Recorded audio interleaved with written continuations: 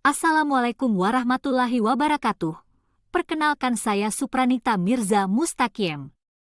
NIM 203210209 dari kelas PGMI semester 5 IPA C. Tugas ini dibuat untuk memenuhi tugas ulangan tengah semester mata kuliah pembelajaran teknologi informasi dan komunikasi di MI atau SD. Bagaimana kabarnya anak-anak? Pada kesempatan yang berbahagia ini, mari belajar bersama Ibu Guru tentang rukun iman. Pembahasannya meliputi pengertian rukun iman, jenis-jenis rukun iman serta cara mengimani rukun iman dan hikmah yang didapat ketika meyakini rukun iman. Silahkan kalian lihat dan simak video penjelasan dari Ibu Guru berikut ya anak-anak. Pembahasan pertama yaitu mengenai pengertian dari rukun iman. Apakah anak-anak tahu mengenai rukun iman? Oke, langsung saja Ibu jelaskan ya. Pengertian pertama mengenai rukun yang artinya dasar atau pondasi, kemudian pengertian iman yang artinya percaya dan yakin. Nah, untuk pengertian rukun iman adalah dasar kepercayaan dari umat Islam. Nah, anak-anak kita sebagai umat muslim harus wajib untuk meyakini rukun iman.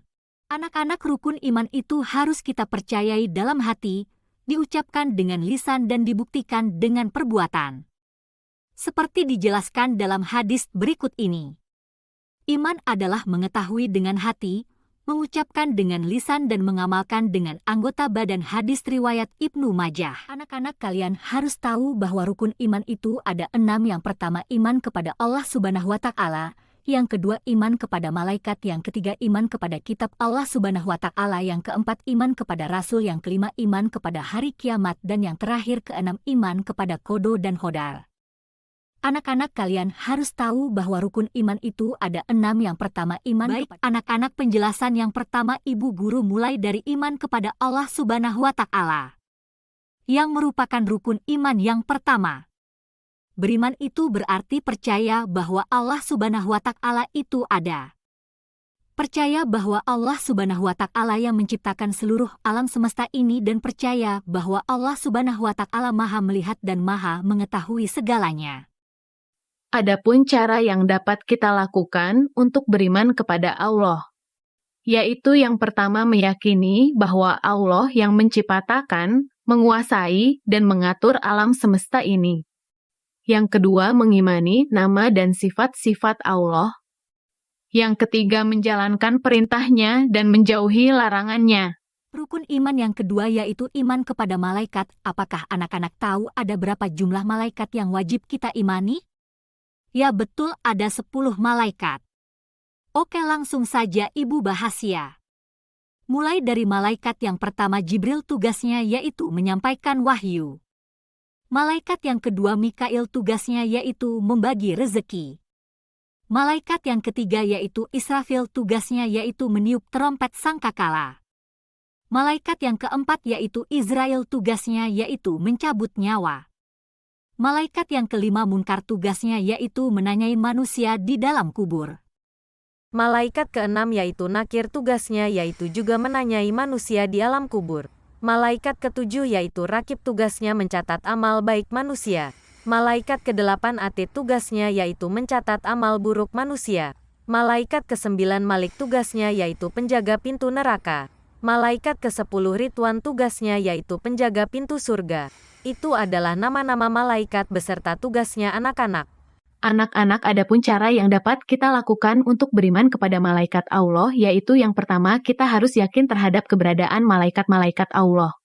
Yang kedua, kita harus menunjukkan sikap, disiplin, jujur, dan bertanggung jawab sebagai penerapan beriman kepada malaikat-malaikat Allah. Yang ketiga, yaitu meniru sifat malaikat yang taat beribadah kepada Allah. Oke anak-anak, kita lanjut pembahasan selanjutnya ya mengenai iman kepada kitab-kitab Allah. Allah menurunkan kitab-kitab kepada Nabi dan Rasul sebagai petunjuk hidup manusia di dunia ini. Apakah anak-anak tahu atau tidak ada berapa kitab-kitab Allah? Ya benar, ada 4. Yang pertama yaitu kitab Taurat yang diturunkan kepada Nabi Musa. Yang kedua ada kitab Zabur yang diturunkan kepada Nabi Daud. Yang ketiga ada kitab Injil yang diturunkan kepada Nabi Isa. Yang keempat sebagai kitab akhir yaitu kitab Al-Quran yang diturunkan kepada Nabi Muhammad. Anak-anak, adapun cara yang dapat kita lakukan untuk beriman kepada kitab-kitab Allah, yaitu yang pertama mengakui dan menghormati kitab-kitab Allah sebelum Al-Quran. Yang kedua yaitu meyakini bahwa Al-Quran adalah kitab yang paling utama dan paling akhir diturunkan. Yang ketiga yaitu meyakini bahwa Al-Quran merupakan pedoman hidup umat manusia. Rukun iman yang keempat yaitu iman kepada Rasul Allah.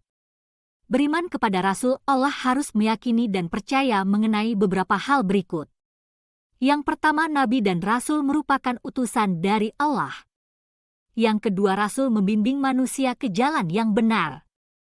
Yang ketiga, ajaran yang paling benar dalam Islam. Yang keempat, Islam adalah ajaran yang dibawa oleh Nabi Muhammad.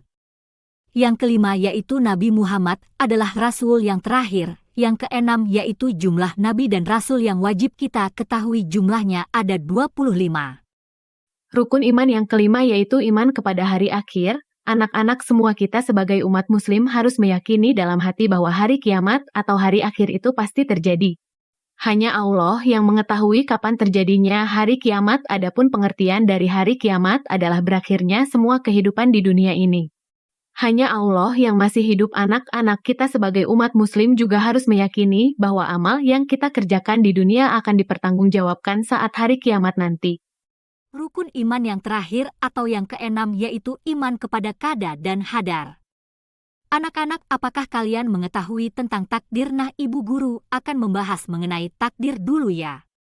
Takdir adalah ketentuan Allah yang harus kita yakini dengan sepenuh hati. Adanya ketentuan Allah yang berlaku bagi semua makhluk hidup.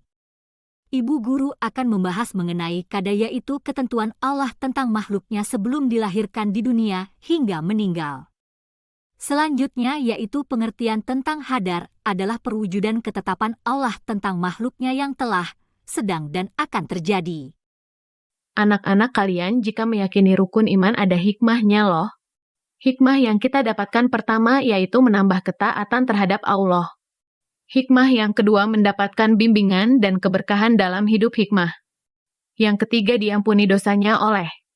Hikmah yang keempat mendapat pahala dan ridho dari Allah. Hikmah yang kelima menambah rasa bersyukur. Hikmah yang keenam yaitu dapat dijadikan dasar pedoman untuk hidup dirinya sendiri. Nah, itu anak-anak penjelasan mengenai rukun iman mulai dari pengertian rukun iman, jenis-jenis rukun iman serta cara mengimani rukun iman tersebut, dan hikmah yang didapat ketika kita meyakini rukun iman. Pada kesempatan kali ini, materi yang disampaikan oleh Ibu Guru sudah selesai. Semoga kalian memahami materi yang Ibu Guru sampaikan ya. Semangat belajar anak-anak dan terima kasih. Wassalamualaikum warahmatullahi wabarakatuh.